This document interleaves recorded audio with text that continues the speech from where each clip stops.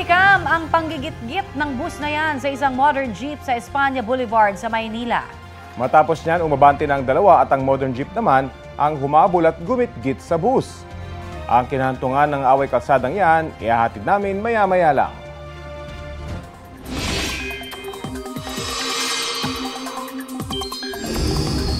Pito na po ang kumpirmadong patay dahil sa pinagsamang epekto ng hanging habagat at nagdaang bagyong Butchoy at kasalukuyang bagyong Karina na nagpaulan sa malaking bahagi ng bansa. Ayon po yan sa pinakahuling ulat ng NDRRMC. Bukod sa buhay, ilang ari-arian din ang winasak ng masamang panahon. Kabilang sa mga naapektuhan ang mga residente ng Islang Puting Bato sa Maynila. Balita hatid ni James Agustin at Bea Pinla. Pilit pang sinasagip ng dalawang lalaki ang bahay na ito matapos gumuho sa dagat sa kasagsagan ng malakas na ulan kahapon sa Isla Puting Bato sa Tondo, Maynila. Ang mga natangay na bahay lumulutang na sa dagat. Pinalikas ng lokal na pamahalaan ang mga apektadong residente. Ang ilan, wala nang naisalbang gamit. Sabi niya, mama, wala na ako nailigtas na gamit. Sabi niya gano'n, yung pang-eskwela ko wala na rin, nahulog sa dagat. Siyempre natatakot na kami. Mamaya, kung gabi mangyari, natutulog kami.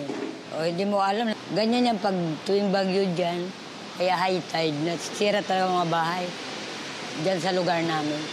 Kwento ng mga residente, bagamat maulan na raw umaga pa lang kahapon, hindi nila inakalang bibigay ang mga bahay. Sanay na raw kasi sila na kapag may bagyo, binabayo ng malakas na hangin at ulan ang isla. Pero bandang hapon, isa-isa nang gumuho ang mga bahay at inanod ng dagat. Nung hapon na po, mga medyo 1:00, 2:00, bigla pong humabagat. Lumakay ang alon, kaya yung mga bahay namin, inangat ng bahay, tapos na-wash out po yung pinakadulo namin. Tapos yung daanan po namin, yung pinakaapakan po namin, nabagsak. May mga bahay po na talagang bumigay na po yung kanilang haligi. And then dahil dikit-dikit po yung mga bahay sa isla, so nagsunod-sunod po yung pagbagsak ng mga bahay na yun. Sa ngayon, 25 pamilya ang nananatili sa mga modular tents sa Delpan Evacuation Center. Ayon sa barangay, isa ang nasugatan ng aksidenteng matamaan sa ulo ng matalas na bagay. Ang nai-rescue po yung talagang na ang bahay nila, yung totally damaged po. Yun po talagang dinala namin dito para po kasi may masilukan sila. Kagabi na mahagi ang Manila LGU ng mga pagkain, hygiene kits at iba pang kakailanganin ng bawat pamilyang lumikas. Ang pabugso-bugsong pagulan sa buong Magdamag nagdulot ng baha sa bahaging ito ng Dr. A. Santos Avenue o Sukat Road sa Parañaque. Pasado 3:00 na madaling araw, traffic pa rin sa lugar dahil iniiwasan ng mga motorista ang baha. May mga residente na napalusong na sa baha.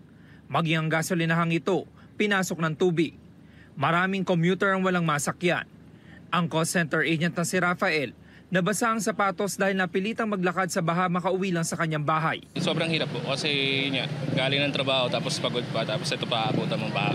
Simula nung lumakas yung ulan siguro mga around 8 gano'n hanggang siguro gano'n. Kasi pagdating ng Heritage walang masakyan lahat ng jeep nakatigil. Si Joshua pinasa na ang kanyang kasintahan na si Vanessa. Pauwi na rin sila galing sa trabaho. Mahirap sir. Kasi ito hindi naman usong ng baha eh. Ako yung nag-aalo kasi pinapasan ko siya. Hanggang dito na po agad yung tubig, saglit pa lang na ulan. Inabot na rin na madaling araw sa paglalakad si Nico kasama ang kanyang katrabaho. Bitbit nila ang kanilang mga sapatos para hindi mabasa. Out po namin ng trabaho 12:00 po ng gabi. Wala na pong masakyan nun. Then nagpasya na po kami dalawa na lakarin na po hanggang PITX hanggang dito. And lakarin na naman kahit baha na rin po talaga. May ilang motorista naman na nagpalipas muna ng oras sa gasolinahan. Tumaas na siya bigla tapos di na namin in-anticipate na maabutan kami. Kaya nagpahupa na muna kami. James Agustin, Bea Pinlac, nagbabalita para sa GMA Integrated News. Maulang Martes ang mararanasan ng maraming lugar sa bansa. Itinaas ng Pag-asa ang orange rainfall warning sa Oriental Mindoro. Mataas ang banta ng pagbaha at pagguho ng lupa sa gitna ng pag-uulan doon. Isinailalim naman sa yellow rainfall warning ang Romblon, Antique, Guimaras, Aklan at ilang panig ng Iloilo. May kaparehas ding babala dito sa Metro Manila, Zambales, Bataan, Cavite at Batangas. Inaalerto rin ang mga residente mula sa banta ng baha o kay landslide. Tatagal ang orange at yellow rainfall warnings hanggang alas 11 ng umaga. Base sa rainfall forecast ng Metro Weather, halos buong Luzon ang uulanin sa mga susunod na oras. Asahan sa ilang lugar ang heavy to intense rains kaya maging alerto sa posibleng baha o landslide. Mataas din ang tsansa ng ulan dito po sa Metro Manila. Ang maulang panahon ay epekto ng hanging habagat na pinalalakas ng Typhoon Karina. Huling namataan ang sentro ng bagyo, 380 kilometers silangan ng Apari, Cagayan. Napanatili ng Typhoon Karina ang lakas nito na aabot sa 130 kilometers per hour. Kumikilos ang bagyo pa north-northwest sa bilis na 10 kilometers per hour. Nakataas po ngayon ang Tropical Cyclone Wind Signal No. 1 sa Batanes, Babuyan Islands, northern at eastern portion ng mainland Cagayan, eastern portion ng Isabela, northern portion ng Apayao, northern portion ng Ilocos Norte, northern portion ng Aurora, Pulillo Islands, Calaguas Islands at northern portion ng Catanduanes. Base po sa forecast track ng Pag-asa, posibleng tumama ang sentro ng bagyo sa northern portion ng Taiwan sa pagitan ng Miyerkules ng gabi at umaga ng Huwebes. Bago itutuloy ang lumabas ng Philippine Area of Responsibility. Inaiiwas munang pumalaot ang maliliit na sasakyang pandagat sa mga baybaying sakop ng Batanes at Babuyan Islands. Dahil sa masamang panahon dulot ng bagyong Karina at hanging habagat, wala pong pasok sa ilang bahagi ng bansa. Dito po sa Metro Manila, suspendido ang klase sa lahat ng antas sa Navotas, San Juan, Caloocan, Parañaque at Malabon. Gayon din po sa mga lalawigan ng Bataan at Cavite. Elementary hanggang high school naman sa lahat ng private school sa Maynila ang walang pasok ngayong pong Martes. Sa probinsya ng Pampanga, online class o anumang naangkop na alternative learning modality ang ipatutupad.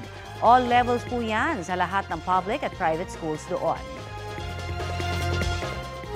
Kapuso, para sa mga maiinit na balita, mag-subscribe sa GMA Integrated News sa YouTube.